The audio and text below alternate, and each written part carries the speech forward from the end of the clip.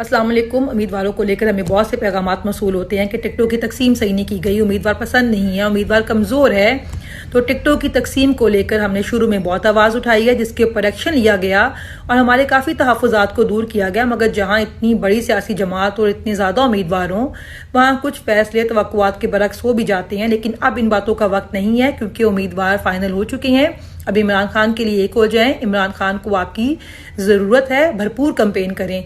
कोई उम्मीदवार पसंद नहीं भी है तो आपको इमरान खान तो पसंद है ना, आपने इमरान खान को वोट करना है, इमरान खान के लिए वोट करना है। आपका वोट इमरान खान की इमानत है, इसलिए उम्मीदवार को मत देखें।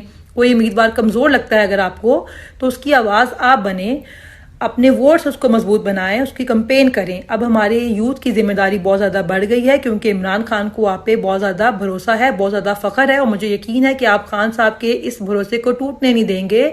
जिन तक हमारी आवाज़ नहीं पहुंचती, कुछ लोग सोशल मीडिया यूज़ नहीं करते हैं, तो अपने हल्के के उम्मीदवार के बारे में मालूम करें, उसका दुरुस्त इंतखाबी निशान मालूम करें और घर घर उसका पैगाम पहुंचाएं। इलेक्शन डे वाले दिन सुबह जल्दी उठें, वोट कास्ट करने के बाद अपने आसपास के लोगों को वोट कास्ट करवाने के लिए लेके जाएं। जिनको कन्वेस का इशू है, कि खवातीन जो घर में मसरूफ़ होती हैं, तो आपने इलेक्शन डे वाले दिन मैक्सिमम टर्नआउट को यकीनी बनाना है, ये आपकी जिम्मेदारी है।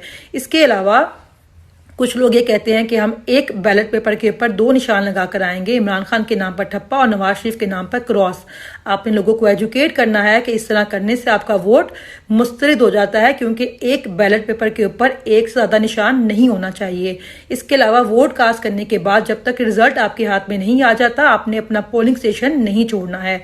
वक्त कम है, काम ज़्यादा है, तो लग जाओ सारे काम पे, क्योंकि आपका वोट ही ये निज़ाम बदलेगा। पाकिस्तान जिंदाबाद, इमरान खान जिंदाबाद।